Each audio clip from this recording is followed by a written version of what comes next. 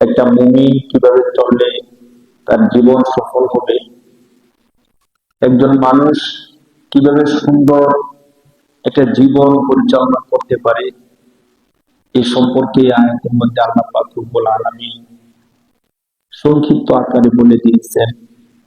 কোন একজন মুমিন যদি আয়াতরা খেয়াল করে, আয়াতের কথাগুলো একটু মনোযোগ দিয়ে শুনে, তাহলে তার জীবনটা সুন্দর করা অনেক বেশি সহজ হয়ে যায়।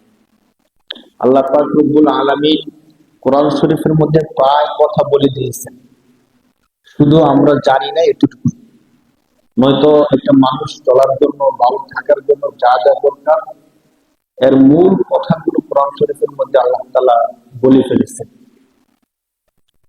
কোরআন শরীফের 14 নম্বর পারা সূরাতুন নাহ, এই সূরার আয়াতের মধ্যে আল্লাহ পাক রব্বুল আলামিন বলতেছেন, মান আমিলা সলিহাম মিন যাকারিন আও উনসা ওয়া হুয়া মুমিন ফালানুহইয়ান্নাহু হায়াতান তাইয়্যিবা।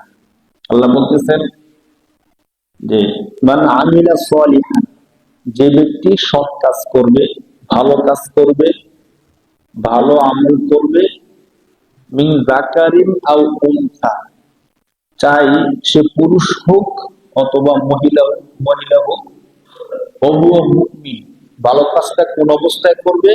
মুমিন অবস্থায় করবে। তাহলে আয়াতের সরল অনুবাদ দ্বারা কোন ব্যক্তি যদি মুমিন অবস্থায়, চাই সে পুরুষ হোক অথবা মহিলা হোক, সালেহ সৎ আমল করে, ভালো কাজ করে, আল্লাহ বলেন ফালানুহইয়ান্নাহু হায়াতান তাইয়্যিবা, আল্লাহ বলেন অবশ্যই অবশ্যই আমি আল্লাহ তাকে নেক হায়াত, ভালো জীবন দান করবো। সুবহানাল্লাহ। এই ঘোষণা কার? আল্লাহ। এই ঘোষণা কার ভাই? আল্লাহ। আল্লাহ পাক রব্বুল আলামিন হলেন এমন রব, যে রব কখনো প্রতিশ্রুতি দিয়ে সে প্রতিশ্রুতি ভঙ্গ করে না। কোরআন শরীফের আয়াতের মধ্যে আল্লাহ নিজেই বলতেছেন, আমরা যখন আয়াতটা তেলাওয়াত করি আপনারা পায় শুনছেন, রব্বানা ওয়াতিনা মা ওয়া'আদতানা আলা রাসূলিকা ওয়া লা তুখজিনা ইয়াওমাল কিয়ামাহ ইন্নাকা লা তুখলিফুল মিআদ। শেষের অংশ দেখেন, ইন্নাকা লা তুখলিফুল মিআদ, এর অর্থ হলো কেননা হে আল্লাহ আপনি কখনোই প্রতিশ্রুতি লঙ্ঘন করেন না।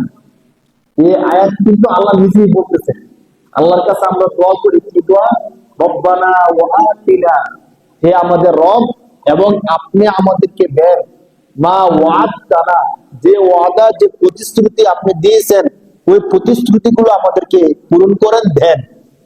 এর মধ্যে কি গুরুত্বপূর্ণ প্রতিশ্রুতি? কি? রব্বানা ওয়া আতিনা মা ওয়া'আদতানা আলা রাসূলিকা ওয়া লা তুখজিনা ইয়াওমাল কিয়ামাহ।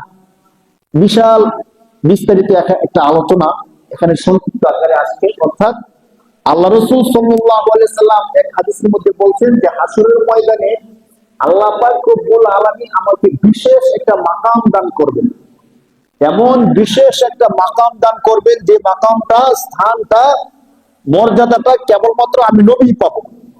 আমি নবী ছাড়া আর কেউ এই মর্যাদাটা পাবেন।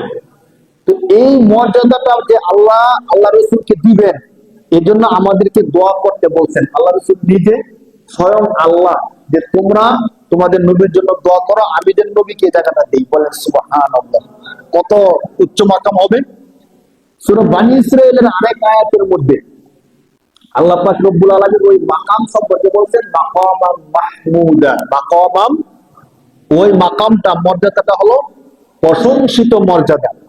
এই আয়াতের মধ্যে সংক্ষিপ্ত আকারে আল্লাহ বলতেছেন যে তোমরা, কোরআন শরীফের আয়াত তো, এর অনুবাদ হলো যে তোমরা দোয়া করো যেন আমি নবীকে মাকামটা দান করি। তো আমরা দোয়া করতেছি, এখানে দোয়ার দুইটা পার্ট।